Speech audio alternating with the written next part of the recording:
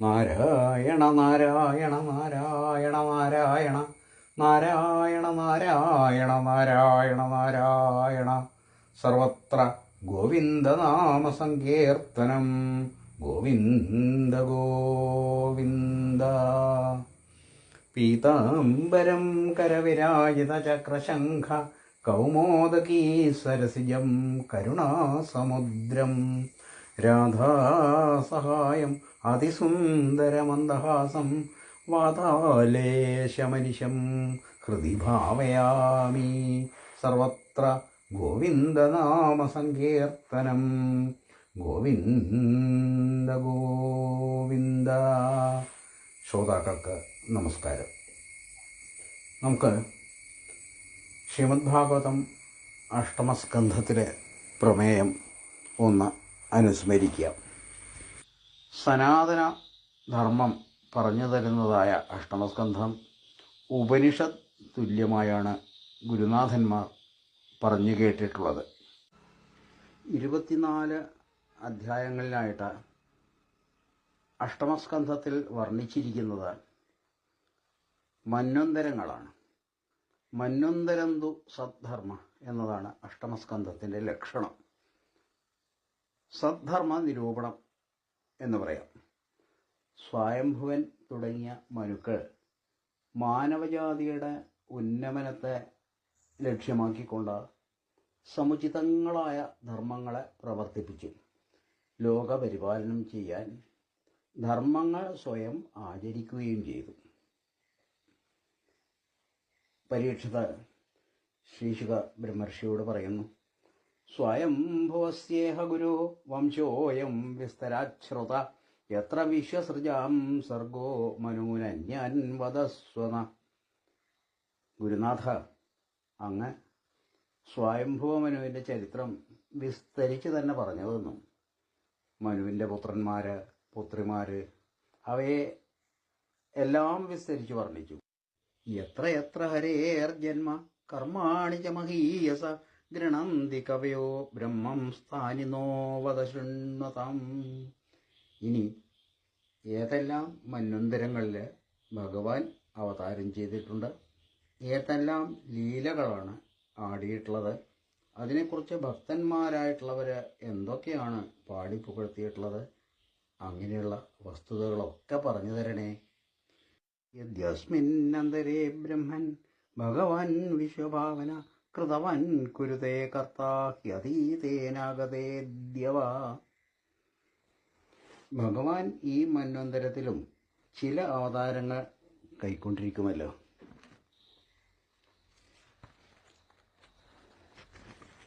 അവയൊക്കെ അങ്ങ് പറഞ്ഞു തരണേ. വരാനിരിക്കുന്ന മന്വന്തരങ്ങളിലെ കാര്യങ്ങളും വ്യക്തമാക്കി തരണം. പരീക്ഷിത് രാജാവ് ആവശ്യപ്പെട്ടു. ഈ കൽപ്പത്തിൽ 6 മന്വന്തരങ്ങൾ കഴിഞ്ഞുപോയി. ഒരു മന്വന്തരത്തിൽ 6 ഘടകങ്ങൾ ഉണ്ടാവും. മന്വന്തരം എന്നത് ഒരു നിശ്ചിത കാലഘട്ടത്തിൻ്റെ പേരാണ്. അതിൽ മനു, മനുപുത്രന്മാര്, ദേവേന്ദ്രൻ, ദേവന്മാര്, സപ്തർഷികൾ, ഭഗവാന്റെ അവതാരം, ഇങ്ങനെ 6 ഘടകങ്ങൾ. എല്ലാ മന്വന്തരങ്ങളിലും ഈ 6 ഘടകങ്ങളും ഉണ്ടാവും. എന്നാൽ ഓരോ മന്വന്തരത്തിലും ആ സ്ഥാനത്തുള്ള ആളുകൾ മാറി മാറി വരും. ആദ്യം സ്വയംഭുവനാണ് മനുവായി തീർന്നത്. ആ മന്വന്തരം സ്വയംഭുവ മന്വന്തരം. രണ്ടാമത്തെ ആൾ സ്വാരോജിഷൻ.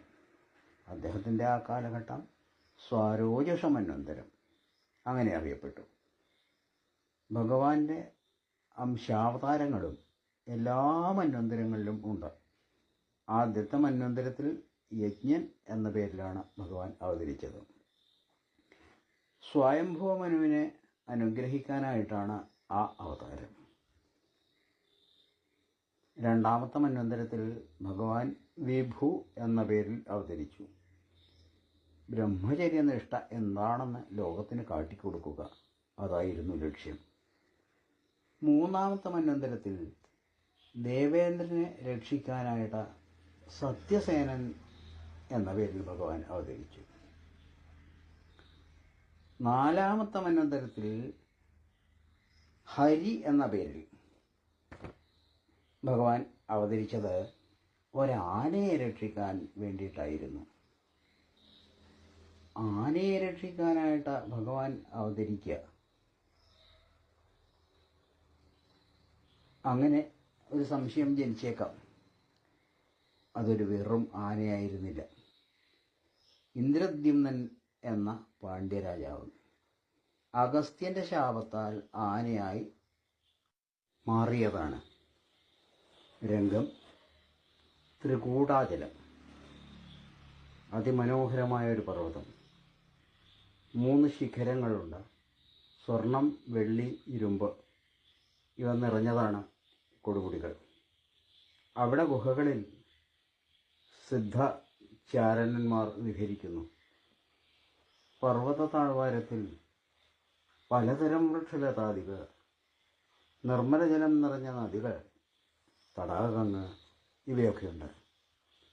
ദേവസ്ത്രീകളുടെ ക്രീഡാരംഗമായ പൂന്തോട്ടങ്ങളിൽ എല്ലാ കാലത്തും പൂത്തും കായ്ച്ചും നിൽക്കുന്ന അനേകം വൃക്ഷങ്ങളുണ്ട്.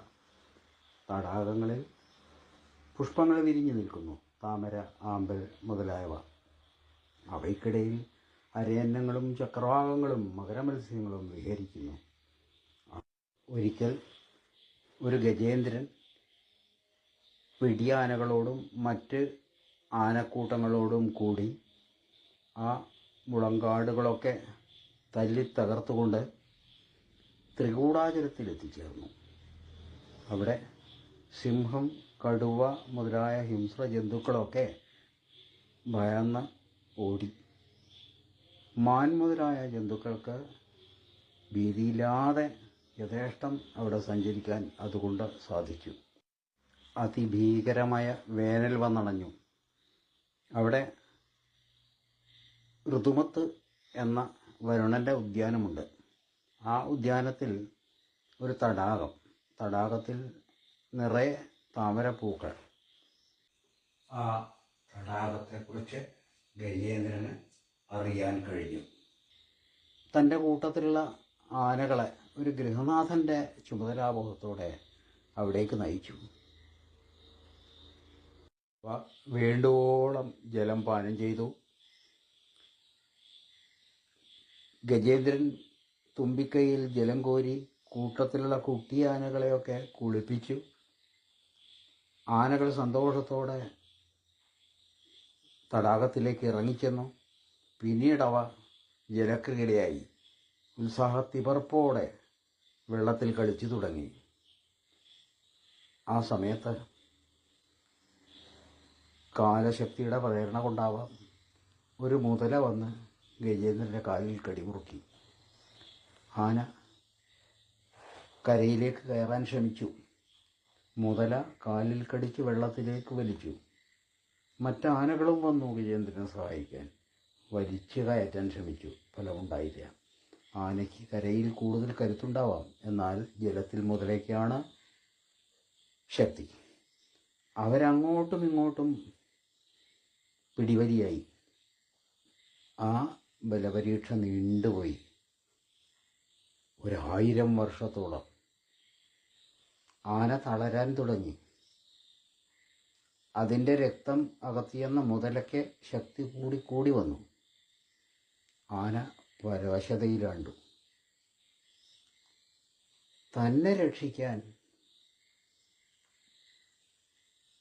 കാലസർപ്പത്തിൽ നിന്ന് പോലും രക്ഷിക്കുന്ന ഭഗവാന് മാത്രമേ കഴിയൂ എന്ന ബോധം ഉദിച്ചു. പൂർവജന്മ സുഹൃതം കൊണ്ട് അത് സർവേശ്വരനെ ശരണം പ്രാപിച്ചു. ആഴക്കയത്തിൽ മുങ്ങിത്താഴുന്ന ഒരുവനെ രക്ഷിക്കാൻ ചെന്നാൽ തങ്ങൾക്കും അപകടം പിണഞ്ഞേക്കാം എന്ന് മറ്റാനകൾ ഭയന്നു. അവ മെല്ലെ മെല്ലെ ഗജേന്ദ്രനെ ഉപേക്ഷിച്ച് അകന്നുപോയി. ആരാലും എനിക്കൊരു സഹായവും ലഭിക്കില്ല. അഹങ്കാരവും മതവും കൊണ്ട് ഞാൻ സർവേശ്വരനെ മറന്നു. ആ ഈശ്വരൻ തന്നെ വേണം എന്നെ രക്ഷിക്കാൻ. സംസാരസാഗരേ മഗ്നം ദീനം മാം കരുണാനിധേ കർമ്മഗ്രാഹഗൃഹീതാംഗം മാമുദ്ധര ഭവാർണവൽ. കരുണാനിധിയായ ഭഗവാനെ, സംസാരമാകുന്ന സമുദ്രത്തിൽ മുങ്ങിത്താഴുന്ന ദീനനായ എന്നെ രക്ഷിക്കാൻ അങ്ങയ്ക്കല്ലാതെ മറ്റാർക്കും സാധ്യമല്ല. ഞാൻ അങ്ങേയിതാ ശരണം പ്രാപിക്കുന്നു എന്നുള്ള വിചാരത്തോടെ ഭഗവാനെ സ്തുതിക്കാൻ ആരംഭിച്ചു. പ്രണവമന്ത്രത്തോടെ ഓം നമോ ഭഗവതേ തസ്മൈ ഭവയേതച്ചിദാത്മകം പുരുഷായ ആദിബീജായ പരേശായാഭിധീമഹി എന്നു തുടങ്ങി പൂർവജന്മത്തിൽ സ്വായത്തമായിരുന്ന ഭഗവാനെ പ്രാർത്ഥിച്ച് പൂജിച്ചിരുന്ന യസ്മിന്നിദം യദശ്ചേദം യേനേദം യൈദം സ്വയം യോസ്മാൽ പരസ്മാച്ചപരം തം പ്രപദ്യേ സ്വയം ഭുവം. ഈ ലോകം യാതൊന്നിൽ ഇരിക്കുന്നുവോ, യാതൊരുവനിൽ നിന്ന് വെളിപ്പെടുന്നുവോ, യാതൊരുവനാൽ സൃഷ്ടിക്കപ്പെട്ടുവോ, യാതൊരുവൻ തന്നെ ആയിരിക്കുന്നുവോ, യാതൊരുവൻ സ്ഥൂല സൂക്ഷ്മ രൂപങ്ങളായ കാര്യകാരണങ്ങളിൽ നിന്ന് വേർപെട്ടുകൊണ്ട് സദാ സ്വയം പ്രകാശിക്കുന്നുവോ, ആ ഭഗവാനെ ഞാനിതാ ശരണം പ്രാപിക്കുന്നു. ഗജേന്ദ്രൻ ഭഗവത് സ്തുതി തുടർന്നുകൊണ്ടേയിരുന്നു. സകല ചരാചരങ്ങളുടെയും സൃഷ്ടിസ്ഥിതി സംഹാര കാരണഭൂതനായ ആ ഭഗവാൻ ദേവനോ മനുഷ്യനോ മൃഗമോ ആര് തന്നെയായാലും എന്നിൽ കരുണയുണ്ടായി രക്ഷിക്കണേ. അങ്ങയുടെ കഥാമൃതം പാനം ചെയ്ത് ജന്മാന്തര പാപങ്ങളിൽ നിന്ന് മോചിപ്പിക്കാൻ കരുണ കാണിക്കണേ. ആ ഭക്തിരസം പാനം ചെയ്യാൻ എനിക്കറിയാത്തതിനാലാണ് സകല ചരാചരങ്ങളുടെയും സൃഷ്ടിസ്ഥിതി സംഹാര കാരണഭൂതനായ ഭഗവാനോട് മുതലയുടെ പിടിയിൽ നിന്ന് മോചനം അല്ല ഗജേന്ദ്രൻ ആവശ്യപ്പെട്ടത്. ഈ ശരീരത്തോടുകൂടി ഇനി ജീവിക്കണമെന്നില്ല, മറ്റൊരു ജന്മവും വേണ്ട. ആത്മപ്രകാശത്തെ അകറ്റുന്ന അജ്ഞാനത്തിൽ നിന്ന് മുക്തി തരണേ. ഭക്തിയോഗത്തിൽ പുണ്യപാപകർമ്മങ്ങളെ കൊണ്ടുണ്ടാകുന്ന പ്രതിബന്ധങ്ങളെ ഇല്ലാതാക്കി ഈ സംസാരസാഗരം കടക്കാൻ ഞാനിതാ ശരണം പ്രാപിക്കുന്നു. യാതൊരുവൻ്റെ ശക്തിയായ മായയാൽ മറയ്ക്കപ്പെട്ട ആത്മസ്വരൂപത്തെ ഞാൻ അറിയാതെ പോയോ, ആ ഭഗവാന്റെ കാരുണ്യത്തിനായി ഇതാ പ്രാർത്ഥിക്കുന്നു. നായം വേദസ്വമാത്മാനം യച്ഛക്ത്യാഹം ധിയാഹതം തം ദുരത്യ മഹാത്മ്യം ഭഗവന്തമിതോസ്മ്യഹം. ഇപ്രകാരം ഗജേന്ദ്രൻ മൂർത്തിഭേദങ്ങളെ അതിക്രമിച്ച് പരബ്രഹ്മത്തെ സ്തുതിച്ചപ്പോൾ ഹരിമേധസ്സിൽ നിന്ന് ഹരിണിയിൽ ജനിച്ച ഹരി എന്ന അവതാരമൂർത്തി ദേവഗണസമേതം ഗരുഡാരൂഢനായി പ്രത്യക്ഷനായി. ചക്രായുധനായ സാക്ഷാൽ മഹാവിഷ്ണുവിനെ കണ്ട സന്തോഷത്താൽ മതിമറന്ന് തടാകത്തിൽ നിന്ന് തുമ്പിക്കൈ കൊണ്ട് ഒരു താമര പൂ പറിച്ച് ഉൽക്ഷിപ്യ സാംബുജകരം ഗിരമാഹ കൃച്ഛ്രാൽ നാരായണ അഖിലഗുരോ ഭഗവൻ നമസ്തേ. നാരായണ അഖിലഗുരോ ഭഗവൻ നമസ്തേ എന്നുച്ചരിച്ചുകൊണ്ട് ഭഗവാനെ അർച്ചിച്ചു. ഗജേന്ദ്രൻ്റെ ഭക്തിയിൽ അലിഞ്ഞ ഭക്തവത്സലനായ ഭഗവാൻ താഴത്തിറങ്ങി വന്ന് ഇടത് കൈകൊണ്ട് തുമ്പിക്കൈയിൽ പിടിച്ച് ഗജേന്ദ്രനെ വലിച്ചു കയറ്റി വലത് കൈയിലെ ചക്രം കൊണ്ട് മുതലയെ നിഗ്രഹിച്ചു. ഹരതി ദുഃഖം ഇതി ഹരി.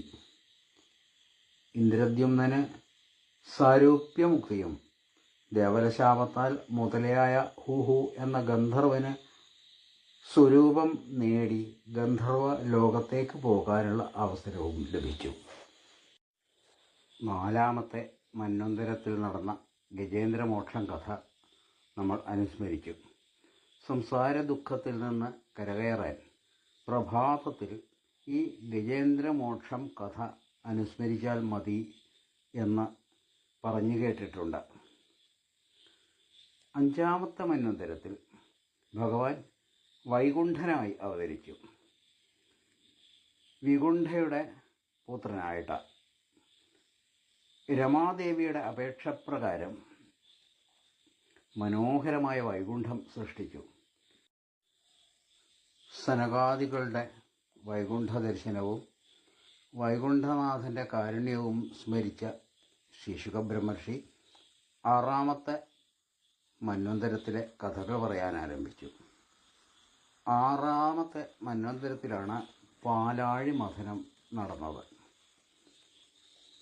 അത്രത്തോളം കേട്ടപ്പോൾ ആ കഥ വിശദമായി കേൾക്കണമെന്ന ആഗ്രഹം പരീക്ഷിത്ത് അറിയിച്ചു. പരീക്ഷത്തിൻ്റെ കഥാശ്രവണ താല്പര്യത്തെ അഭിനന്ദിച്ചുകൊണ്ട് ശുഗമനി കഥനം തുടർന്നു.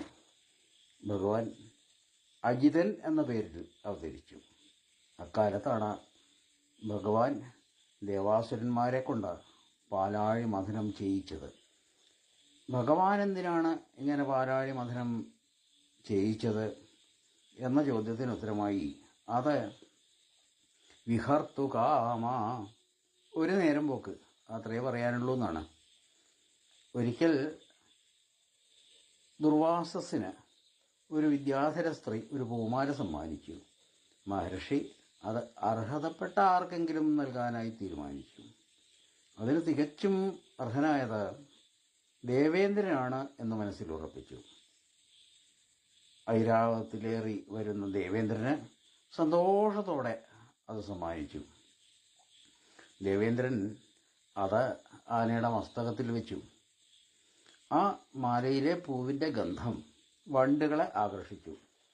വണ്ടുകൾ ആനയ്ക്കൊരു ശല്യമായി തീർന്നു. മതിച്ച ആന ആ പൂമാല നിലത്തേക്ക് വലിച്ചിട്ട് ചവിട്ടി അരച്ചു, ദുർവാസാവിൻ്റെ മുമ്പിൽ വെച്ച് തന്നെ. പിന്നെ പറയാനുണ്ടോ?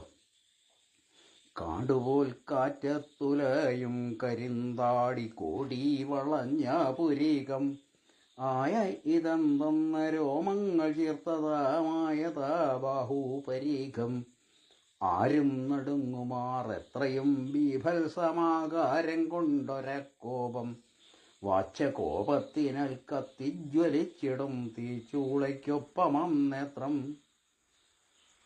മുന്നിലത ക്രോധാവേശത്താൽ നിൽക്കുന്ന ദുർവാസാവ്.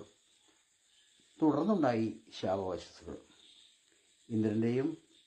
ഇന്ദ്രൻ്റെ ആധിപത്യമുള്ള 3 ലോകങ്ങളുടെയും ശ്രീത്വം നശിക്കട്ടെ, ദേവന്മാർക്ക് ജരാനര ബാധിക്കട്ടെ.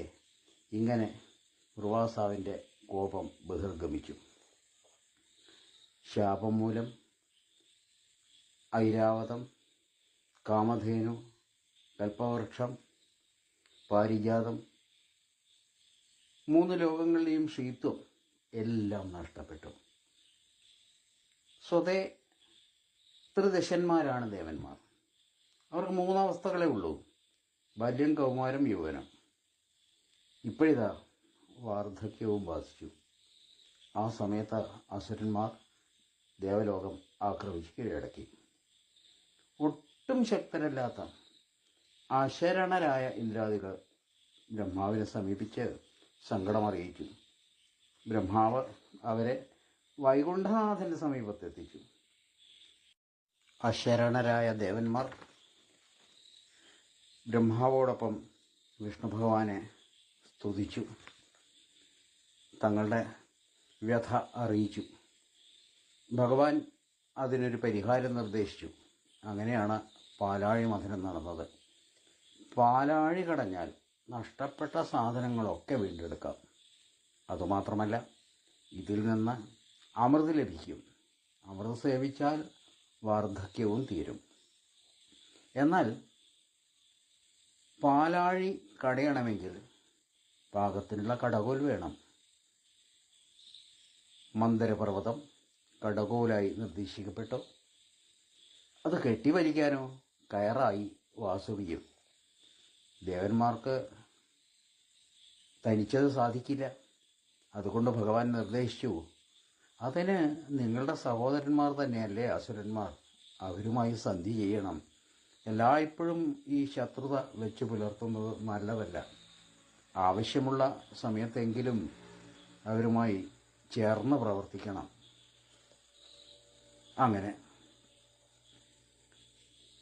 ദേവേന്ദ്രൻ മഹാബലിയെ സമീപിച്ച് സന്ധിക്ക് പ്രയത്നിച്ചു. ഇങ്ങനെയൊക്കെ ചെയ്താൽ സഹായേന മയാ ദേവ നിർമന്ധത്വമതന്ത്രിത. ഭഗവാൻ പറഞ്ഞിട്ടുണ്ട്, എൻ്റെ സഹായം കൂടി ഉണ്ടാവും നിങ്ങൾക്ക്.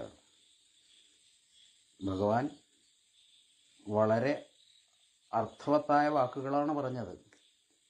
പുരുഷപ്രയത്നം ഉണ്ടാകേണ്ടതിൻ്റെ ആവശ്യം. എന്തെങ്കിലും നേടണമെങ്കിൽ പ്രയത്നിച്ചേ മതിയാകൂ എന്നതാണ് ധ്വനി. നിർദ്ദേശങ്ങൾ പാലിക്കപ്പെട്ടു. ദേവേന്ദ്രൻ മഹാബലിയെ ചെന്ന് കണ്ടിട്ട് സന്ധി സംഭാഷണം ചെയ്തു. പാൽക്കടൽ കടയാനുള്ള ഒരുക്കങ്ങളായി.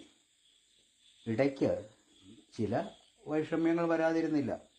ദേവന്മാരും അസുരന്മാരും ചേർന്ന് മന്ദരപർവ്വതം കടപുഴക്കിയെടുത്ത് കൊണ്ടുവരുന്ന അവസരത്തിൽ അത് മറിഞ്ഞു വീണു.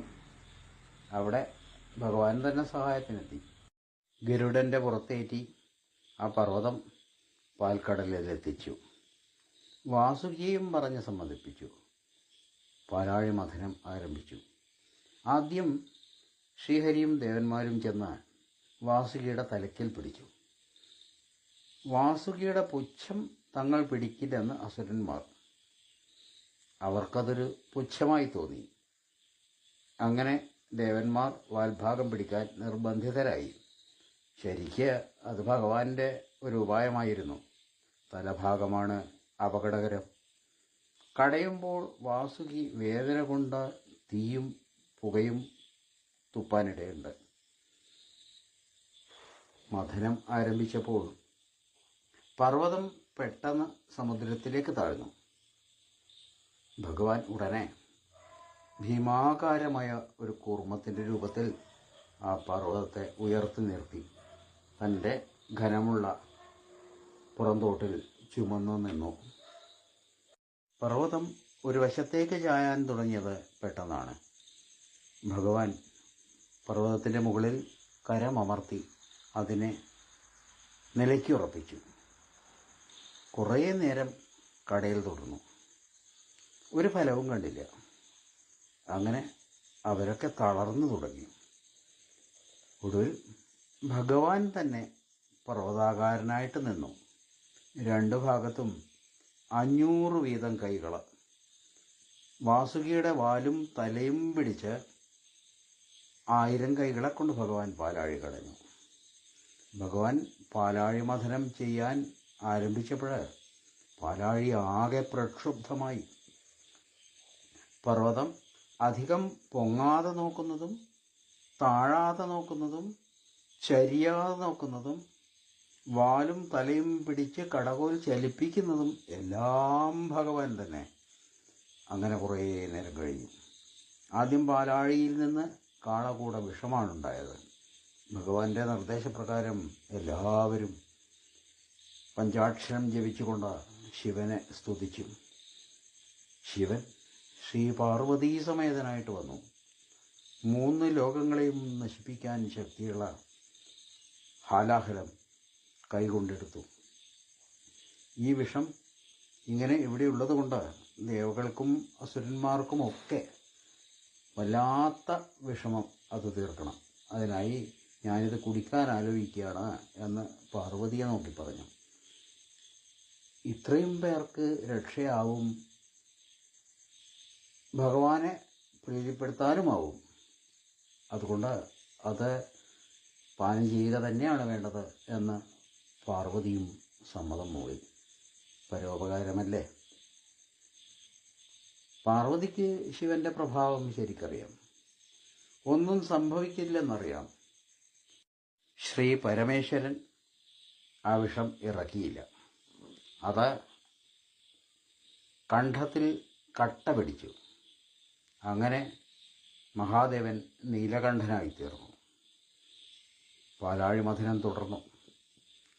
അതിൽ നിന്ന് വിശേഷപ്പെട്ട പല സാധനങ്ങളുമുണ്ടായി.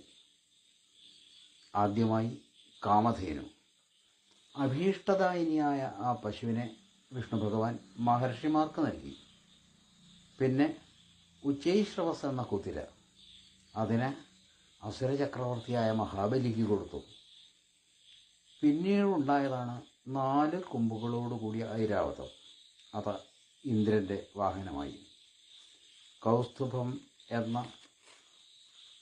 പത്മരാഗരത്നം ലഭിച്ചപ്പോൾ അത് മഹാവിഷ്ണു തൻ്റെ മാറിലണിഞ്ഞു. പാരിജാത വൃക്ഷം സ്വർഗവാസികൾക്ക് കൊടുത്തു. ഐശ്വര്യത്തിൻ്റെ അതിദേവതയായ സാക്ഷാൽ ലക്ഷ്മി ദേവി പാൽക്കടലിൽ നിന്ന് ഉയർന്നു വന്നു. ലക്ഷ്മി ദേവിയെ കണ്ട മാത്രയിൽ ഓരോരുത്തരും ഓരോ ഉപഹാരങ്ങൾ സമർപ്പിച്ചു. ദേവേന്ദ്രൻ ആ സ്ത്രീരത്നത്തിനിരിക്കാനായിട്ട് ഒരു വിശേഷപ്പെട്ട രത്നാസനം സമർപ്പിച്ചു. നദീദേവതകൾ പൊൻകുടങ്ങളിൽ പുണ്യതീർത്ഥം എത്തിച്ചു കൊടുത്തു. മഹർഷിമാർ ആ തീർത്ഥജലം മന്ത്രോച്ചാരണത്താൽ ശുദ്ധീകരിച്ചു. ദിഗ്ഗജങ്ങൾ ആ തീർത്ഥമെടുത്ത് ലക്ഷ്മി ദേവിയെ അഭിഷേകം ചെയ്തു. ആ സമയത്തും മഹർഷിമാർ വേദമന്ത്രങ്ങൾ ഉരുക്കഴിച്ചു. വരുണൻ സമ്മാനിച്ച പീതാംബരം, സമുദ്രങ്ങളുടേതായ വൈജയന്തിമാല, വിശ്വകർമാവ് നൽകിയ വിശിഷ്ടാഭരണങ്ങൾ, സരസ്വതി ദേവി നൽകിയ മുത്തുമാല, ഇവയൊക്കെ കൊണ്ട് അലങ്കൃതയായ ലക്ഷ്മി ദേവി ഒരു ഉൽപ്പലമാലയുമേന്തി തനിക്ക് അനുരൂപനായ ഒരു വരനെ തേടി. ആത്മാരാമനായി വിളങ്ങുന്ന മഹാവിഷ്ണുവിൻ്റെ കണ്ഠത്തിൽ ആ ഹാരമണിയിച്ചു. സമുദ്രമഥനം തുടർന്ന് നടന്നു. അപ്പോൾ വാരുണി എന്ന മദ്യം ഉണ്ടായി. അത് അസുരന്മാർ കവർന്നെടുത്തു. ഭഗവാൻ പിന്നീട് ധന്വന്തരീമൂർത്തിയായി അവതരിച്ചു. അമൃതകുംഭവുമായി പാലാഴിയിൽ നിന്ന് ഉയർന്നു വന്നു. പെട്ടെന്ന് അസുരന്മാർ ആ അമൃതകുംഭം തട്ടിക്കൊണ്ടുപോയി. ദേവന്മാർ ദുഃഖിതരായി. വിഷണ്ണ മനസോ ദേവ, അവർ ഭഗവാന്റെ മുമ്പിൽ ചെന്ന് നമസ്കരിച്ചു. ഈ അമൃതിനു വേണ്ടിയിട്ടാണ് ഇതേവരെ പ്രയത്നിച്ചുകൊണ്ടിരുന്നത്. എല്ലാം വിഫലമായി. അസുരന്മാരെ അത് തട്ടിക്കൊണ്ടുപോയി. പക്ഷെ ആരും ഒരു തുള്ളി പോലും കുടിച്ചില്ല. ഒരാൾ കുടിക്കാൻ ഭാവിച്ചു. അപ്പോൾ അത് മറ്റൊരാൾ തട്ടിപ്പറിച്ചു. അയാൾ കുടിക്കാൻ നോക്കുമ്പോൾ വേറൊരാൾ അഹമഹം ഇകാധിയ, ഓരോരുത്തരും ഞാനാദ്യം എന്ന് പിടിവലിയായി. ഞാൻ മുൻപിൽ എന്ന ആസുരഭാവം കൊണ്ട് ആർക്കും അത് സേവിക്കാൻ സാധിച്ചില്ല. ഇതിനിടക്ക് ദേവന്മാരാകട്ടെ വിഷ്ണുവിനെ തന്നെ ശരണം പ്രാപിച്ചു. എല്ലാവരും നോക്കിക്കൊണ്ടിരിക്കെ ഭഗവാൻ പെട്ടെന്ന് ഒരു സ്ത്രീരൂപം ധരിച്ച് അവരുടെ മുമ്പിലൂടെ നടന്നുപോയി. ഭഗവാൻ സ്ത്രീയല്ല, പുരുഷനല്ല, പക്ഷിയല്ല, മൃഗമല്ല, എന്നാൽ ഏത് രൂപവും സ്വീകരിക്കാൻ ശക്തനാണ്. എല്ലാവരും നോക്കി നിൽക്കെ പെട്ടെന്ന് യോഷിദ്രൂപമനിർദ്ദേശം ദധാര പരമാത്ഭുതം. അസുരന്മാരുടെ അടുത്തൂടെ മന്ദം നടന്ന യൗവനയുക്തയായ ആ സ്ത്രീ അവരെ മോഹവലയത്തിൽ വീഴ്ത്തി. എല്ലാവരുടെയും ശ്രദ്ധ ആ യുവതിയിലേക്കായി. അവർ കുശലാന്വേഷണത്തിനായിട്ട് പുറപ്പെട്ടു. കാത്വം കസ്യാപി, നീ ആരാ, പേരെന്താ, എവിടെ നിന്ന് വരുന്നു ഇത്യാദി. എന്നിട്ട് അവരുടെ ആവശ്യവും ഉന്നയിച്ചു. ഞങ്ങളുടെ കയ്യിൽ കുറച്ച് അമൃതുണ്ട്. ഞങ്ങൾ കശ്യപൻ്റെ പുത്രന്മാരായ അസുരന്മാരാണ്. ഇതാദ്യം ആര് കഴിക്കണം എന്ന കാര്യത്തിൽ ഒരു തർക്കം നടന്നുകൊണ്ടിരിക്കുകയാണ്. നീ ഞങ്ങൾക്കതൊന്ന് പങ്കിട്ട് തരാമോ? മോഹിനി രൂപം ധരിച്ച ഭഗവാൻ പറഞ്ഞു, ഹേയ്, നിങ്ങൾ എന്നെ എങ്ങനെയാ വിശ്വസിക്കുക? ഞാനൊരു കുലടയാണ്. സാലാവർക്കാണം സ്ത്രീണാഞ്ച സ്വരിണീനം സുരദ്വിഷ. ചെന്നായ്ക്കളെ വിശ്വസിക്കാൻ ആകുമോ? എങ്കിലേ സ്ത്രീകളെ വിശ്വസിക്കാവൂ. പുതിയ പുരുഷന്മാരെ അന്വേഷിച്ചു പോകുന്ന എന്നെപ്പോലുള്ളവരെ, കൊള്ളാവുന്നവരെ വിശ്വസിക്കരുത്. ഇത് കേട്ട അസുരന്മാർക്ക് ഇവളൊരു ശുദ്ധഗതിക്കാരിയാണ്, ഇവളെ വിശ്വസിക്കാം എന്നാണ് തോന്നിയത്. നിന്നെ ഞങ്ങൾക്ക് വിശ്വാസമാണ്, നീ തന്നെ വിളമ്പി തന്നാൽ മതി എന്ന് അസുരന്മാർ വീണ്ടും പറഞ്ഞു. എനിക്ക് വിളമ്പിയിട്ടൊന്നും പരിചയമില്ല. എന്തെങ്കിലും പാകപ്പഴ, ചിലർക്ക് അധികം, ചിലർക്ക് കുറച്ച്, ചിലർക്ക് ഒട്ടും കിട്ടിയില്ല എന്നൊക്കെ വന്നാൽ എന്നോട് പരിഭവം തോന്നില്ലേ? എനിക്ക് വയ്യ എന്ന് ഭഗവാൻ വീണ്ടും പറഞ്ഞു. അതൊന്നുമില്ല, ഞങ്ങൾക്ക് ഒരു പരിഭവമില്ല. ഒട്ടും കിട്ടിയില്ല ചാലും പരിഭവമില്ല എന്നായി അസുരന്മാർ. അപ്പോഴേക്കും ദേവന്മാരും അടുത്തെത്തിക്കഴിഞ്ഞു. എല്ലാവരും അമൃത് കഴിക്കാനായി കിഴക്കോട്ട് തിരിഞ്ഞ് നിരന്നിരുന്നു. ദേവന്മാരും അസുരന്മാരും അവരവരുടെ പന്തിയിൽ. അവരുടെ മുന്നിലൂടെ അമൃതകുംഭവുമായി ആ യുവതി നടന്നു നീങ്ങി. ദേവന്മാരുടെ പന്തിയിൽ വിളമ്പി തുടങ്ങി. നീങ്ങി നീങ്ങി അസുരന്മാരുടെ മുന്നിലൂടെയും കടന്നുപോയി. അവർക്കാർക്കും അമൃത് വിളമ്പിയില്ല. കൂട്ടത്തിൽ ഒരസുരൻ ദേവവേഷമണിഞ്ഞ് മറ്റേ പന്തിയിൽ ചെന്നിരുന്നു. അയാൾക്ക് കുറച്ച് അമൃത് കിട്ടി. അത് അസുരനാണെന്ന കാര്യം അറിഞ്ഞ് സൂര്യനും ചന്ദ്രനും ഭഗവാനെ അറിയിച്ചു. ഭഗവാൻ അതറിഞ്ഞ് സ്വന്തം രൂപം ധരിച്ച ചക്രത്താൽ ആ അസുരൻ്റെ കഴുത്തറുത്തു. അയാൾ അമൃത് കഴിക്കാൻ ആരംഭിച്ചിരുന്നു, പക്ഷെ കഴുത്തുവരേ എത്തിയിരുന്നുള്ളൂ. അമൃത് എത്തിയ കഴുത്തുവരെയുള്ള ഭാഗം മുകളിലേക്കുയർന്നു, ബാക്കി ഭാഗം നിലം പതിച്ചു. മുകളിലേക്കുയർന്ന ഭാഗമാണ് രാഹു. രാഹു ക്ഷമയവും വിശ്വാസവുമില്ലാതെ പ്രവർത്തിച്ചപ്പോഴാണ് ഭഗവാൻ വിശ്വരൂപത്തിൽ പ്രകാശിച്ചത്. അസുരന്മാർക്ക് അമൃത് ലഭിക്കില്ലെന്ന് അപ്പോഴാണ് മനസ്സിലായത്. ഇരു കൂട്ടരും പ്രയത്നിച്ചിട്ടുണ്ട്. ഭഗവാൻ സമഭാവനയുള്ളവനാണ്, എങ്കിലും ദുർവൃത്തരെ ഇഷ്ടപ്പെടുകയില്ല. ഭക്തിയുള്ളവരെ സ്നേഹിക്കുകയും സഹായിക്കുകയും ചെയ്യും. തുടർന്ന് തങ്ങൾ വഞ്ചിക്കപ്പെട്ടു എന്ന് മനസ്സിലാക്കിയ അസുരന്മാർ ദേവന്മാരുമായി യുദ്ധത്തിന് പുറപ്പെട്ടു. മഹാബലി മായാപ്രയോഗങ്ങൾ കൊണ്ട് ദേവന്മാരെ അമ്പരപ്പിച്ചു. കാട്ടുതീ, ഉരുണ്ടുവരുന്ന പാറകൾ, സർപ്പങ്ങൾ, സിംഹം, കടുവ മുതലായ മൃഗങ്ങൾ, നഗ്നരായ രാക്ഷസികൾ, കൊടുങ്കാറ്റ്, പ്രളയം എല്ലാം അസുരന്മാരുടെ മായ കൊണ്ടുണ്ടായി. ഭയന്ന ദേവന്മാർ ശ്രീഹരിയെ തന്നെ സ്മരിച്ചു. ഭഗവാൻ 8 കൈകളിൽ ആയുധങ്ങളോടെ പ്രത്യക്ഷനായി. ഭഗവാനെ ആക്രമിക്കാനായി എത്തിയ കാലനേമി, മാലി, സുമാലി, മാല്യവാൻ ഇങ്ങനെയുള്ള അസുരന്മാരെല്ലാം കൊല്ലപ്പെട്ടു. പണ്ട് തങ്ങളെ തോൽപ്പിച്ചിരുന്ന അസുരന്മാരെ തിരഞ്ഞു പിടിച്ച് ദേവന്മാർ തോൽപ്പിച്ചു. ദേവേന്ദ്രൻ വർദ്ധിച്ച പൗരുഷത്തോടെ മഹാബലിയുടെ നേർക്ക് തിരിഞ്ഞു. വജ്രം പ്രയോഗിച്ചു. മഹാബലി തൻ്റെ കാലദോഷം കൊണ്ടുണ്ടായ ദുഃഖമാണെന്ന് തിരിച്ചറിഞ്ഞു. വജ്രായുധമേറ്റ് നിലം പതിച്ചു. പിന്നെയും യുദ്ധം തുടർന്നു. ജംഭൻ വധിക്കപ്പെട്ടു.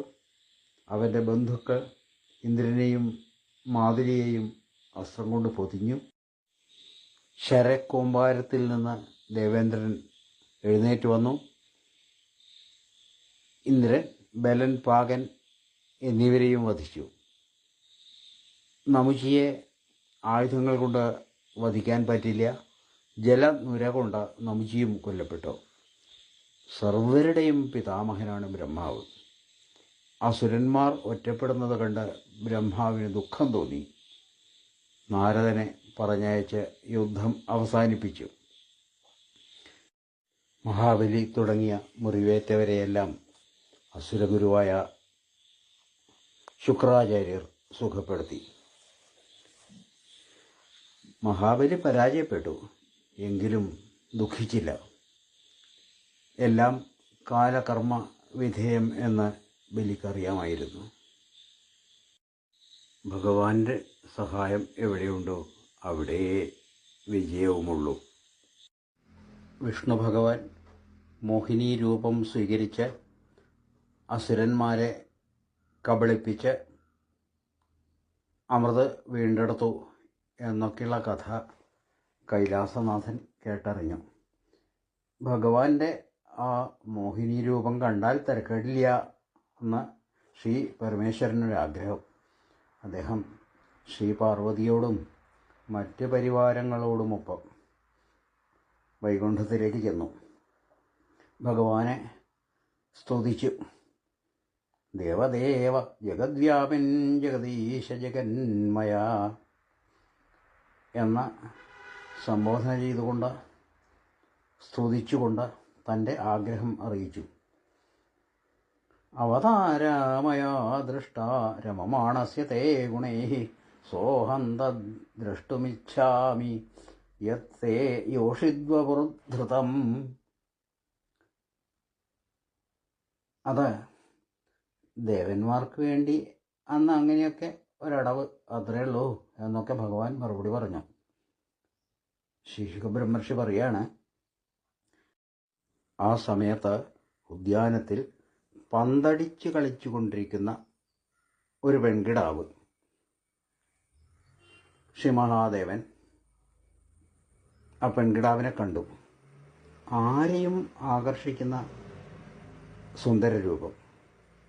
അവളുടെ ചേഷ്ടകൾ പരമേശ്വരനെ മോഹിപ്പിച്ചു. ശിവൻ അറിയാതെ തന്നെ ആ പെൺകിടാവിൻ്റെ പിന്നാലെ ചെന്നു. പാർവതിയും ഭൂതഗണങ്ങളുമൊക്കെ നോക്കി നിൽക്കുന്നുണ്ട്.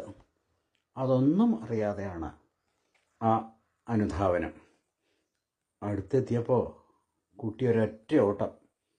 മഹാദേവൻ പിന്നാലെ. ഒന്ന് തലമുടി പിടിക്കാൻ കിട്ടി. പിടിച്ചു നിർത്തി. ഒന്ന് ആശ്ലേഷിച്ചു. പെൺകിടാവ് കുതിറിയോടി. പിന്നെയും പിന്നാലെ ചെന്ന് കെട്ടിപ്പിടിച്ചു. അങ്ങനെ പലതവണ. കുറച്ച് കഴിഞ്ഞപ്പോൾ പരമേശ്വരനൊരു പരവശത. ആകെ വിയർത്തൊലിച്ചിരിക്കുന്നു. അല്ല, തനിക്ക് എന്തു പറ്റി എന്നോർത്തു നോക്കി. അപ്പം എന്താ, ഭഗവാൻ വൈകുണ്ഠനാഥൻ മുന്നിൽ നിൽക്കുന്നു. അല്ലയോ മഹാദേവ, അങ്ങയ്ക്ക് എന്തു പറ്റി എന്ന് ചോദിച്ചുകൊണ്ട്.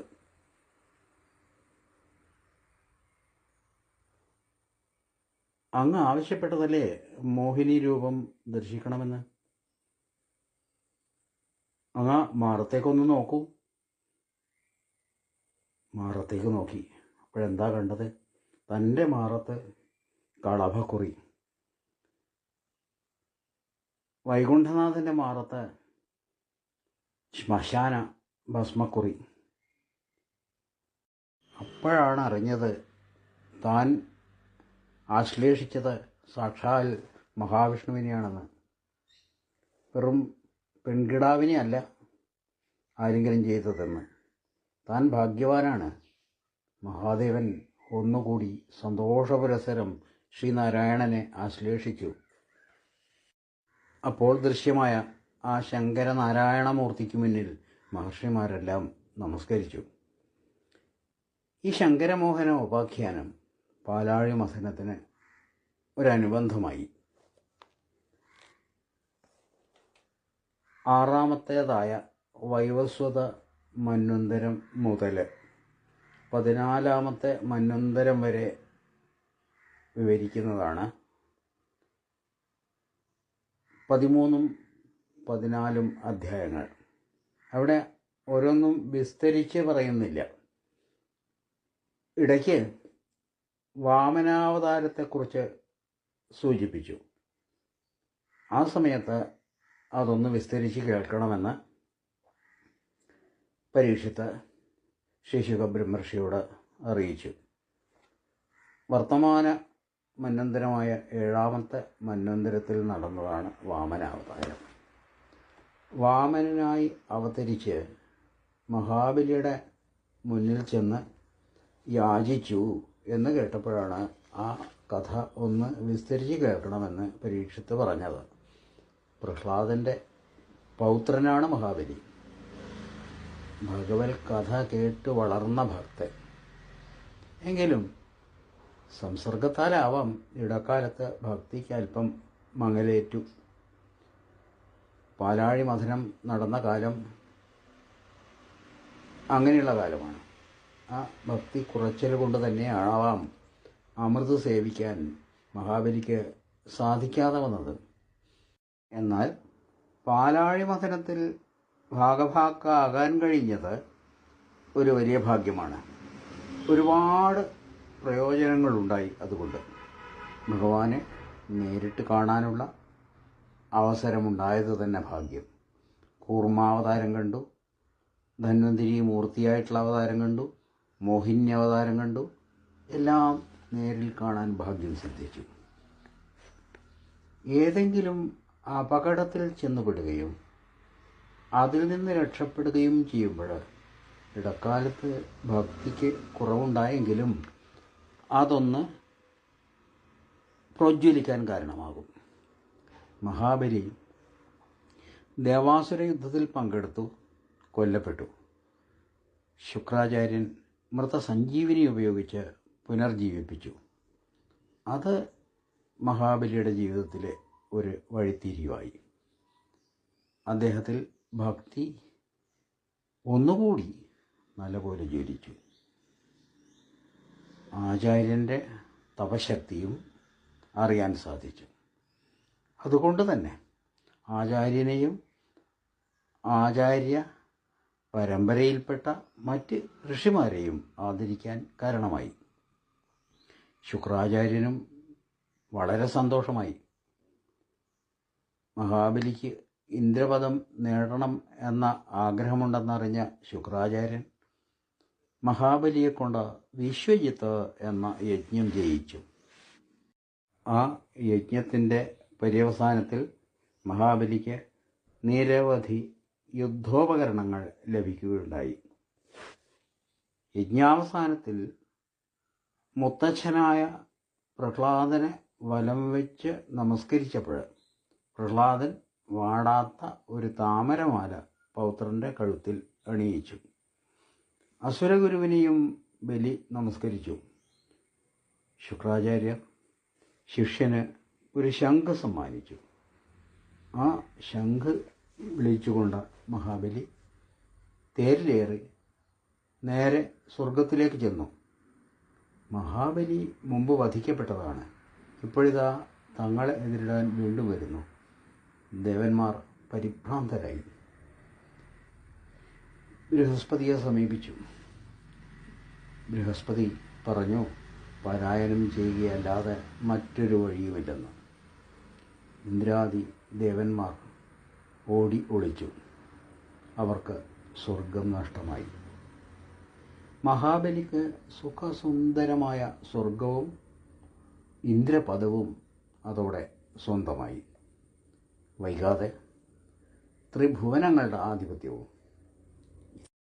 ഇതെല്ലാം ആചാര്യൻ്റെ ഉപദേശങ്ങളെ അനുസരിച്ചു കൊണ്ടുണ്ടായതാണ് എന്നറിഞ്ഞ മഹാബലി വീണ്ടും സൽക്കർമ്മങ്ങൾ ചെയ്താൽ സൽക്കർമ്മഫല സിദ്ധിയുണ്ടാകും എന്ന് കരുതി ശുക്രാചാര്യരെ സമീപിച്ചു. ആചാര്യനും സന്തോഷമായി. മഹാബലി വീണ്ടും യാഗത്തിനായി ഒരുങ്ങി. നല്ല ആളുകൾക്ക് സമ്പത്തും ഐശ്വര്യവും വന്നാൽ അങ്ങനെയാണ്.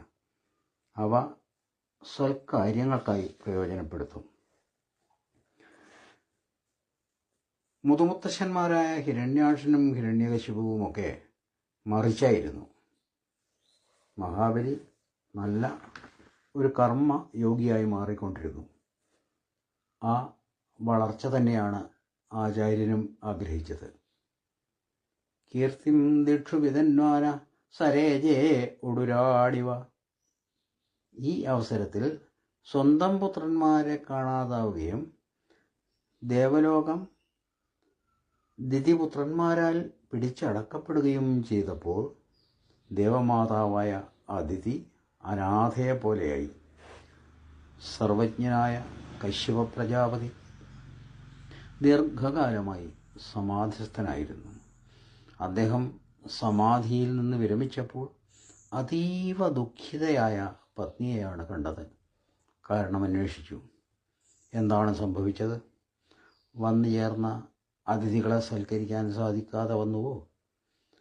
ഹോമാഗ്നി അണഞ്ഞുപോയോ? ഞാനില്ലാത്തപ്പോൾ കർമ്മങ്ങൾക്ക് വല്ല വിഘ്നവുമുണ്ടായോ? ബ്രാഹ്മണർക്കോ മറ്റ് ജനനിവഹത്തിനോ വല്ല കെടുതിയും സംഭവിച്ചോ എന്നൊക്കെ മഹാമുനി ആരാഞ്ഞു. സ്വപുത്രന്മാരുടെ ദയനീയാവസ്ഥയെക്കുറിച്ച് ദേവമാതാവ് വെളിപ്പെടുത്തി. ആ ദുഃഖ നിവാരണത്തിന് എന്തെങ്കിലും വഴി കണ്ടെത്തണം എന്ന് പതിയോട് അപേക്ഷിച്ചു. ഭഗവാൻ ശ്രീനാരായണൻ തന്നെ വേണം രക്ഷയ്ക്ക്. അതിനാൽ വൈകുണ്ഠനാഥനെ ആരാധിക്കാനായി അതിഥിക്ക് പയോവ്രതം ആചരിക്കാനുള്ള ഉപദേശം നൽകി. 12 ദിവസം അതീവ ശ്രദ്ധയോടെ അനുഷ്ഠിക്കേണ്ട വ്രതചര്യകൾ. പയസ് എന്നാൽ പാല് എന്നും വെള്ളം എന്നും ഉണ്ടർത്ഥം. വെള്ളം സാളഗ്രാമം വെച്ച് അഭിഷേകത്തിന് ഉപയോഗിക്കാം, പാല് നിവേദിക്കാം. അങ്ങനെ ഭഗവത് ഭജനത്തിനായി അതിഥി ഒരുങ്ങി. മഹാവിഷ്ണുവിനെ പൂജിക്കാനുള്ള മന്ത്രങ്ങളും കശ്യപ പ്രജാപതി ഉപദേശിച്ചു. നോക്കൂ: നമഃ ശിവായ രുദ്രായ നമഃ ശക്തിധരായ ച സർവവിദ്യാധിപതയേ ഭൂതാനാം പതയേ നമഃ ഇത്യാദി മന്ത്രങ്ങൾ മഹാവിഷ്ണുവിനെ പൂജിക്കാനാണ്. അത്ഭുതപ്പെടേണ്ട. കശ്യപ പ്രജാപതി അതിഥിക്കായി ഉപദേശിച്ചതുമാണ്. പിന്നെ അനാവശ്യമായി സംസാരിക്കരുത്, അരുതാത്തത് പറയുകയോ പ്രവർത്തിക്കുകയോ ഒന്നുമരുത് എന്നൊക്കെ ഉപദേശിച്ചു. വർജേത് അസദാലാപം. അങ്ങനെ അതിഥിമാതാവ് 12 ദിവസത്തെ പയോവ്രതം ആരംഭിച്ചു. ഈശ്വരനെ പൂജിക്കണം എന്നാണല്ലോ. എന്താണ് ഈശ്വര പൂജ? ദീനന്മാർ, അന്ധന്മാർ, അംഗവൈകല്യമുള്ളവർ, ഇങ്ങനെയുള്ളവർക്കൊക്കെ സമൃദ്ധമായി ആഹാരം നൽകുക. ഇതാണ് ഈശ്വര പൂജ. ഭാഗവതം പറയുന്നു: ഭുക്തവത്സു ച സർവേഷു ദീനാന്ധകൃപണേഷു ച. അങ്ങനെയുള്ള വ്രതം അനുഷ്ഠിക്കാനാണ് കശ്യപൻ നിർദ്ദേശിച്ചത്. യാതൊരലംഭാവവും കൂടാതെ അതിഥി പയോവ്രതം അനുഷ്ഠിച്ചു. 12-ാം ദിവസം തസ്യാ പ്രാദുരഭൂത്താത ഭഗവാനാദിപൂരുഷ പീതവാസാശ്ചതുർബാഹു ശംഖചക്രഗദാധര. അങ്ങനെ പ്രത്യക്ഷനായ ഭഗവാൻ, ഞാൻ അമ്മയുടെ പുത്രനായിട്ട് വരാം, വേണ്ടതെല്ലാം ചെയ്യാം എന്ന് വാഗ്ദത്തം ചെയ്തു. എന്നെ ഇങ്ങനെ കണ്ടുവെന്നോ ഞാനിങ്ങനെ പറഞ്ഞുവെന്നോ ഒന്നും ആരും അറിയണ്ട, അറിയിക്കണ്ട, എല്ലാം ഗോപ്യമായിരിക്കട്ടെ എന്നും ഭഗവാൻ പറഞ്ഞു. ഭഗവാൻ തൻ്റെ പുത്രനായി പിറക്കും എന്നറിഞ്ഞ് അതിഥി വളരെയധികം സന്തോഷിച്ചു. അതിഥി ഗർഭിണിയായി. കശ്യപൻ്റെയും അതിഥിയുടെയും പുത്രനായിട്ട് ഭഗവാൻ വാമനനായി അവതരിച്ചു. ചിങ്ങമാസത്തിലെ ശുക്ല ദ്വാദശിയിൽ തിരുവോണം നക്ഷത്രത്തിൻ്റെ പ്രഥമ പാദത്തിൽ അഭിജിത്ത് മുഹൂർത്തത്തിലാണ് വാമനാവതാരമുണ്ടായത്. കശ്യപ പ്രജാപതി കുമാരന് യഥാസമയം യഥായുക്തം സംസ്കാരങ്ങൾ ചെയ്തു. അരയിൽ മേഖലയണിയിച്ചു. ഭൂമിദേവി കൃഷ്ണാജിനം നൽകി. അതിഥി നൽകിയ കൗപീനവും ദ്യോവ് നൽകിയ കുടയും ബ്രഹ്മാവ് നൽകിയ കമണ്ഡലവും സപ്തർഷികൾ നൽകിയ ദർഭയും സരസ്വതിയാൽ ദത്തമായ ജപമാലയും കുബേരൻ നൽകിയ ഭിക്ഷാപാത്രവും ശ്രീ പരമേശ്വരി നൽകിയ ഭിക്ഷാന്നവും ഉപനയന മുഹൂർത്തം ശുഭപ്രദമാക്കി തീർത്തു. സൂര്യദേവനാണ് ഗായത്രി മന്ത്രം ഉപദേശിച്ചത്. ബ്രഹ്മചാരിയായ വാമനൻ മഹാബലിയുടെ യാഗശാല ലക്ഷ്യം വെച്ച് നടന്നു. നർമ്മദാ നദിയുടെ ഉത്തരതീരത്ത് ഭൃഗുഗച്ഛം എന്ന ക്ഷേത്രാങ്കണത്തിൽ ആ യാഗശാലയുടെ കവാടത്തിലെത്തിയ സൂര്യ തേജസ്വിയായ കുമാരനെ ഋത്വിക്കുകളായ മഹർഷിമാർ കണ്ടു. അവരൊക്കെ വാമനൻ്റെ തേജസ്സിനാൽ തേജസ്സറ്റവരായി. കുടയും ദണ്ഡും കമണ്ഡലവും ഉത്തരീയവും ധരിച്ച ബ്രഹ്മചാരിയെ കണ്ട ഏവരും എഴുന്നേറ്റ് നിന്നു. മഹാബലി ആനന്ദപരവശനായി. അദ്ദേഹത്തെ സ്വീകരിച്ച് ഉപവിഷ്ടനാക്കി. കാലുകഴുകിച്ച പാദതീർത്ഥം ശിരസിലണിഞ്ഞു. സാക്ഷാൽ പരമേശ്വരൻ ശ്രീഹരിയുടെ പാദത്തിൽ നിന്നുത്ഭവിക്കുന്ന ഗംഗയെ ശിരസിലണിയുന്നുവല്ലോ. സന്തോഷാധിക്യത്താൽ മതിമറന്ന മഹാബലി, ഹേ ബ്രഹ്മചാരി, അങ്ങ് എന്താഗ്രഹിക്കുന്നുവോ അതെല്ലാം തരാം എന്നറിയിച്ചു. എന്ത് വേണമെങ്കിലും ആവശ്യപ്പെട്ടോളൂ എന്ന് പറഞ്ഞു. മഹാബലിയുടെ ധർമാനുസൃതവും മധുരവുമായ വാക്ക് കേട്ട ഭഗവാൻ അതിനെ അഭിനന്ദിച്ചുകൊണ്ട് സന്തോഷത്തോടെ മഹാബലിയുടെ കുലമഹിമയെക്കുറിച്ചൊക്കെ പുകഴ്ത്തിക്കൊണ്ട് തൻ്റെ കാൽ കൊണ്ട് അളക്കുന്ന 3 അടി മണ്ണ് മാത്രമേ തനിക്ക് ആവശ്യമുള്ളൂ എന്നറിയിച്ചു. ലോകനാഥനായ തന്നോട് ഇത്ര നിസ്സാരമായ ആവശ്യം ഉന്നയിച്ചത് ബുദ്ധിശൂന്യതയാണെന്ന് മഹാബലി പറഞ്ഞു. ഭൂമി മുഴുവൻ ആവശ്യപ്പെട്ടാലും താനത് നൽകാം എന്നുകൂടി കൂട്ടിച്ചേർത്തു. ശുക്രാചാര്യർക്ക് ബ്രഹ്മചാരി ആരെന്നും വരവിൻ്റെ ഉദ്ദേശ്യം എന്തെന്നുമൊക്കെ ജ്ഞാനദൃഷ്ടിയ മനസ്സിലാക്കാൻ സാധിച്ചു. അതുകൊണ്ട് മഹാബലിയോട് ഇത്തരം വാഗ്ദത്തമൊന്നും പാലിക്കരുതെന്ന് പറഞ്ഞു. ആ വരവിൻ്റെ ഗൂഢോദ്ദേശ്യം വെളിപ്പെടുത്തുകയും ചെയ്തു. എന്നാൽ മഹാബലി പറഞ്ഞ വാക്കിൽ നിന്ന് പിന്മാറാൻ തയ്യാറല്ലായിരുന്നു. പ്രഹ്ലാദകുലത്തിൽ ജനിച്ച തനിക്ക് വാക്ക് പാലിച്ചേ മതിയാവുള്ളൂ എന്നുള്ള ശാഠ്യത്തോടെ മഹാബലി ബ്രഹ്മചാരിക്ക് വേണ്ട ഭൂമി അളന്നെടുത്തുകൊള്ളാൻ ആവശ്യപ്പെട്ടു. മഹാബലിയുടെ പത്നിയായ വിന്ധ്യാവലിക്കും അത് സമ്മതമായിരുന്നു. അതുകൊണ്ട് വിന്ധ്യാവലി അർഘ്യാദികൾക്കുള്ള പുണ്യജലം നിറച്ച സ്വർണ്ണക്കുടം അവിടെ സമർപ്പിച്ചു. എല്ലാവരും കാണെ വാമനൻ്റെ ശരീരം വളർന്നു വലുതായി. വിരാട് സ്വരൂപ ഭാവം അതിൽ ദർശിക്കാൻ സാധിച്ചു. സ്വർഗവും ഭൂമിയും പാതാളവും 2 അടി കൊണ്ട് വാമനമൂർത്തി അളന്നെടുത്തു. എന്നിട്ട് ബലിയോടായി പറഞ്ഞു, അങ്ങ് ലോകാനാം ഏകമീശ്വരം, ലോകത്തിൻ്റെ മുഴുവൻ അധിപൻ എന്ന മട്ടിലാണല്ലോ മുമ്പ് സംസാരിച്ചത്?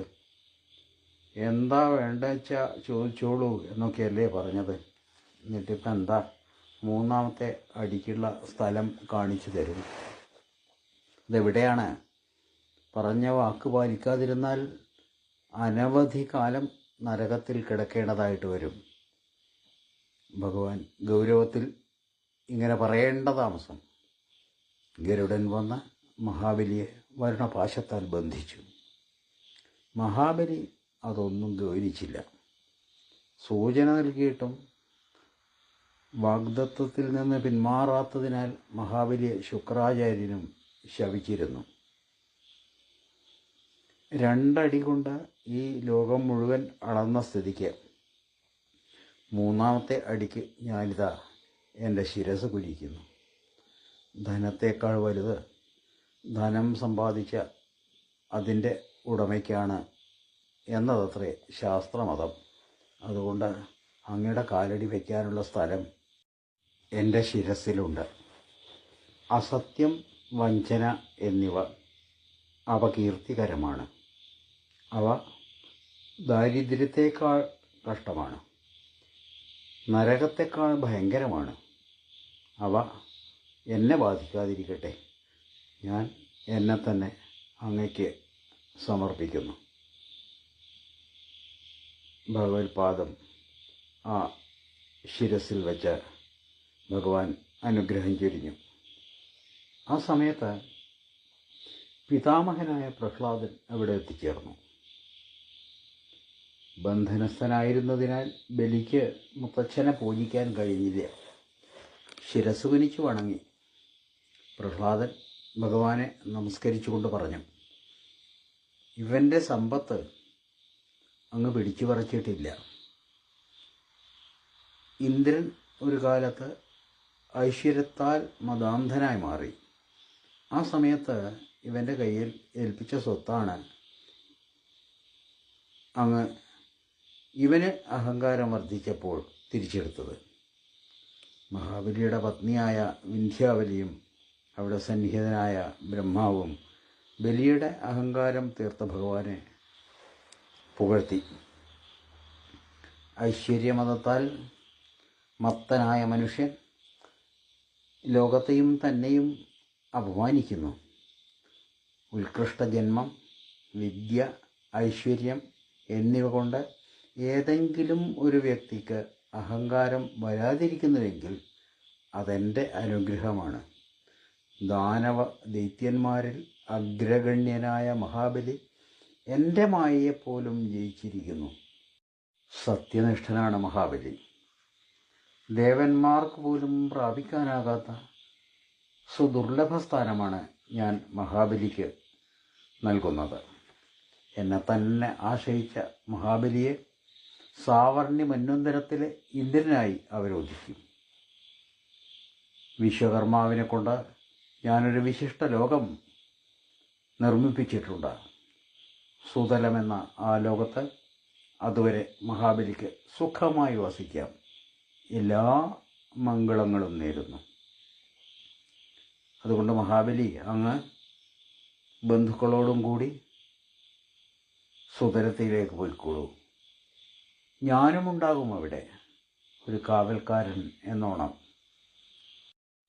ഇത്രയും കേട്ട മഹാബലി ശ്രീഹരിയെയും ഒപ്പം ബ്രഹ്മാവ്, ശിവൻ എന്നിവരെയും നമസ്കരിച്ച് അത്യധികം സന്തോഷത്തോടെ ബന്ധുക്കളായ അസുരന്മാരോടൊപ്പം സുതലത്തിലേക്ക് യാത്രയായി. തൻ്റെ പൗത്രൻ്റെ അഹങ്കാരം ശമിപ്പിച്ച് അനുഗ്രഹം നൽകിയ ഭഗവാന്റെ മുമ്പിൽ പ്രഹ്ലാദൻ നമസ്കരിച്ചു. ഭഗവാന്റെ കൽപ്പനയനുസരിച്ച് മഹാബലിയോടൊപ്പം അദ്ദേഹവും സുതലത്തിലേക്ക് പോയി. യാഗത്തിൻ്റെ ന്യൂനതകളൊക്കെ പരിഹരിച്ച് യാഗം പൂർത്തിയാക്കാൻ ഭഗവാൻ ശുക്രാചാര്യരെ തന്നെ ചുമതലപ്പെടുത്തി. തുടർന്ന് 24-ാം അധ്യായത്തിൽ മത്സ്യാവതാര കഥ വർണ്ണിക്കുന്നു.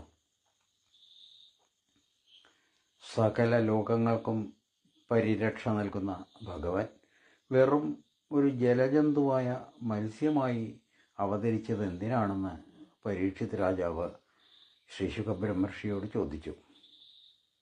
ഭഗവാന് ഉച്ചനീചത്വങ്ങളില്ല, അതുകൊണ്ടാണ് മത്സ്യരൂപമായി അവതരിച്ചത്. സത്യവ്രതൻ എന്ന ദ്രാവിഡ രാജാവിനെ അനുഗ്രഹിക്കുക എന്നതായിരുന്നു മത്സ്യാവതാര ലക്ഷ്യം. സത്യവ്രതൻ എന്ന വിഷ്ണുഭക്തനായ ദ്രാവിഡ രാജാവ് കൃതമാലാ നദിയിൽ സ്നാനം ചെയ്ത് സന്ധ്യാവന്ദനത്തിനായി ജലം കോരിയെടുത്തു. കൈക്കുടന്നയിലെ ജലത്തിൽ ഒരു ചെറിയ മത്സ്യക്കുഞ്ഞ് അകപ്പെട്ടു. അതിനെ കണ്ട മാത്രയിൽ ആ ജലം നദിയിലേക്ക് തന്നെ വീഴ്ത്തി വേറെ വീണ്ടും ജലമെടുത്ത് അർഘ്യം നൽകി സന്ധ്യാവന്ദനം കഴിച്ചു. എന്നിട്ട് അവിടെ നിന്ന് പോകാൻ ഒരുങ്ങിയപ്പോൾ ആ മത്സ്യം ഇങ്ങനെ പറഞ്ഞു: തന്നെ ജലത്തിൽ ഉപേക്ഷിച്ചാൽ വലിയ മത്സ്യങ്ങൾ തന്നെ പിടിച്ചു വീഴുമോ? അതിനാൽ തന്നെ നദിയിൽ ഉപേക്ഷിക്കാതെ രക്ഷിക്കണം. അതായിരുന്നു സത്യവ്രതൻ കേട്ടത്. സത്യവ്രതന് ദയ തോന്നി. ഒട്ടൊരു കൗതുകവും. ആദ്യമായിട്ടാണ് സംസാരിക്കുന്ന ഒരു മത്സ്യത്തെ കാണുന്നത്. ആ മത്സ്യക്കുഞ്ഞിനെ തൻ്റെ ജലപാത്രത്തിലാക്കി അദ്ദേഹം ആശ്രമത്തിലേക്ക് പോയി. പിറ്റേ ദിവസം നോക്കിയപ്പോൾ ആ പാത്രത്തിൽ അത് ഒതുങ്ങാത്തതായി കണ്ടു. കുറച്ചുകൂടി വലിയ പാത്രത്തിലേക്ക് മാറ്റി. അടുത്ത ദിവസം അതിലും ഒതുങ്ങാത്ത വലിപ്പം. അതിവേഗം വളരുകയാണ് ആ മത്സ്യം. വലിയ പാത്രത്തിലിട്ടു. അതിലും ഒതുങ്ങാതായി. ഇങ്ങനെ പാത്രത്തിൽ നിന്ന് പിന്നെ കിണറ്റിലേക്കും, കിണറ്റിൽ നിന്ന് കുളത്തിലേക്കും, കുളത്തിൽ നിറഞ്ഞപ്പോൾ സരസിലേക്കും അങ്ങനെ മാറി മാറി കൊണ്ടുചെന്നാക്കേണ്ടി വന്നു. സത്യവ്രതൻ്റെ യോഗശക്തി കൊണ്ട് ആ വലിയ മത്സ്യത്തെ ഒടുവിൽ സമുദ്രത്തിൽ എത്തിച്ചു. അവിടെ നിന്ന് മടങ്ങാൻ നേരത്തും ആ മത്സ്യമൂർത്തി തന്നെ കൈവിടരുതേ എന്ന് വിളിച്ചു പറഞ്ഞു. അപ്പോൾ സത്യവ്രതൻ ആരാഞ്ഞു, അങ്ങ് ആരാണെന്ന്. ഭഗവാൻ തൻ്റെ രഹസ്യം കുറച്ചൊക്കെ അദ്ദേഹത്തെ ധരിപ്പിച്ചു. കൂടെ ഒരു മുന്നറിയിപ്പും നൽകി. ഇന്നേക്ക് 7-ാം ദിവസം ഒരു പ്രളയം വരും. ഒരുപക്ഷെ ഭൂമി മുഴുവൻ വെള്ളത്തിൽ ആണ്ടുപോയേക്കാം. ഭയപ്പെടുകയൊന്നും വേണ്ട. വല്ലാതെ പേടി തോന്നുകയാണെങ്കിൽ എന്നെ സ്മരിച്ചോളൂ. ഞാൻ അങ്ങയുടെ മുമ്പിലുണ്ടാവും. അങ്ങയ്ക്കുള്ള തോണിയും വരും. ഇത്രയും അരുളി ചെയ്ത് ആ മത്സ്യമൂർത്തി അവിടെ നിന്ന് അദൃശ്യനായി. 7-ാം ദിവസം വന്നു. ആകാശത്ത് കാർമേഘം നിറഞ്ഞു. പേമാരി പെയ്തു തുടങ്ങി. അതിഭയാനകമായ മഴയായി തീർന്നു. ഭൂമി മുഴുവൻ വെള്ളത്തിൽ മുങ്ങി. അതാ സപ്തർഷികൾ തോണിയുമായി വരുന്നു. സത്യവ്രതൻ ഓഷധി ബീജവുമായി തോണിയിൽ കയറിയിരുന്നു. ശക്തിയായി കാറ്റും വീശാൻ തുടങ്ങി. വഞ്ചി കാറ്റിലാടി ഉലയാനും തുടങ്ങി. അത് മറയുമോ എന്ന് തോന്നി. ഋഷിമാർ പറഞ്ഞു, രാജൻ ധ്യായസ്വ കേശവം, ഭഗവാനെ ധ്യാനിച്ചോളൂ എന്ന്. ആപത്ത് വരുമ്പോൾ ഭഗവാനെ വിളിക്കുക തന്നെ. ഉള്ളുരുകി വിളിച്ചാൽ വരാതിരിക്കില്ല, ഭഗവാൻ കേൾക്കാതിരിക്കില്ല. ജീവിതത്തിൻ്റെ വഞ്ചി മുങ്ങുമ്പോൾ ഈശ്വരനെ ധ്യാനിക്കുക, അതേ ഉള്ളു വഴി. സോനുധ്യാതസ്തോ രാജ്ഞ പ്രാദുരാസീൻ മഹാർണവേ ഏകശൃംഗധരോ മത്സ്യോ ഹൈമോ നിയുതയോജന. ഇവിടെ രാജാവ് ഉള്ളുരുകി പ്രാർത്ഥിച്ചപ്പോൾ ആ മത്സ്യമൂർത്തി എത്തിച്ചേർന്നു. ആ മത്സ്യമൂർത്തിയുടെ കൊമ്പിന്മേൽ ആ തോണി കെട്ടിയിട്ടു. തോണിയിലിരുന്ന് അദ്ദേഹം സ്തുതിക്കാൻ തുടങ്ങി. അനാദ്യാവിദ്യോപഹതാൽപസംവിദ, അനാദിയായ അവിദ്യയിൽ പെട്ടുഴലുകയാണ്. ഈ കണ്ട ആളുകളെല്ലാം സംസാര ദുഃഖത്തിൽപ്പെട്ട് കഷ്ടപ്പെടുന്നു. അവിടുത്തെ സ്മരിക്കാൻ ആരംഭിക്കുമ്പോഴാണ് മനസ്സ് തെളിയുന്നത്. ഭഗവാനെ, എന്നും എനിക്ക് അവിടുത്തെ ഭജിക്കാൻ സാധിക്കണേ. ഇങ്ങനെ അദ്ദേഹം പ്രാർത്ഥിച്ചു. അദ്ദേഹത്തിന് ഭഗവാൻ മത്സ്യപുരാണം ഉപദേശിച്ചു നൽകി. പരമജ്ഞാനം ഉപദേശിച്ചു കൊടുത്തു. അദ്ദേഹത്തിന് അടുത്ത മന്വന്തരത്തിലെ മനുവായിട്ട് ഭഗവാൻ അവരോധിക്കുകയും ചെയ്തു. പ്രളയകാലത്ത് ഹയഗ്രീവൻ എന്ന അസുരൻ ബ്രഹ്മാവിൻ്റെ മുഖത്തു നിന്ന് വേദം അപഹരിച്ചു. സമുദ്രത്തിൽ കൊണ്ടുവച്ച് സമുദ്രത്തിൽ ഒളിച്ചു വെച്ച വേദത്തെ ആ അസുരനെ നിഗ്രഹിച്ച് വീണ്ടെടുക്കണമെങ്കിൽ ജലജീവിയായി തന്നെ തീർന്നേ പറ്റൂ. ഈ മത്സ്യാവതാരത്തിൻ്റെ ഉദ്ദേശ്യങ്ങളിൽ ഒന്ന് ഹയഗ്രീവനെ വധിച്ച് വേദങ്ങൾ വീണ്ടെടുക്കുക എന്നതായിരുന്നു. ഭഗവാന്റെ അനുഗ്രഹത്താൽ സത്യവ്രതൻ പിന്നീട് വിവസ്വാൻ്റെ പുത്രനായി ജനിച്ചു. വിവസ്വാൻ സൂര്യനാണ്. അതുകൊണ്ട് സൂര്യദേവൻ്റെ പുത്രനായ അദ്ദേഹത്തിന് വായുവസുതൻ എന്നു പേര് വന്നു. അദ്ദേഹം ഭൂമിയിലെ ഏറ്റവും വലിയ ഭരണാധികാരിയായി. ആ വൈവസുത മനുവിൻ്റെ കഥ 9-ാം സ്കന്ധത്തിൽ തുടർന്ന് കേൾക്കാം. ഗുരുനാഥന്മാരുടെ അനുഗ്രഹം കൊണ്ടും ഭഗവത് കടാക്ഷം കൊണ്ടും അഷ്ടമസ്കന്ധത്തെ അധികരിച്ച് കുറച്ച് കാര്യങ്ങൾ ഭക്തജനങ്ങളോട് പറയാൻ ഭാഗ്യമുണ്ടായതിൽ വളരെ ചാരിതാർത്ഥ്യമുണ്ട്. ശ്രോതാക്കളായ എവരെയും വീണ്ടും നമസ്കരിക്കുന്നു. ഏവർക്കും ഭഗവാൻ ആയുരാരോഗ്യ സൗഖ്യങ്ങൾ നൽകട്ടെ എന്ന് പ്രാർത്ഥിച്ചുകൊണ്ട് ഈ വാക്കുകൾ ഭഗവത് പാദങ്ങളിൽ സമർപ്പിക്കുന്നു. സർവത്ര ഗോവിന്ദനാമസങ്കീർത്തനം. ഗോവിന്ദ ഗോവിന്ദ. ഹരേ ശ്രീ ഗുരുവായൂരപ്പ ശരണം.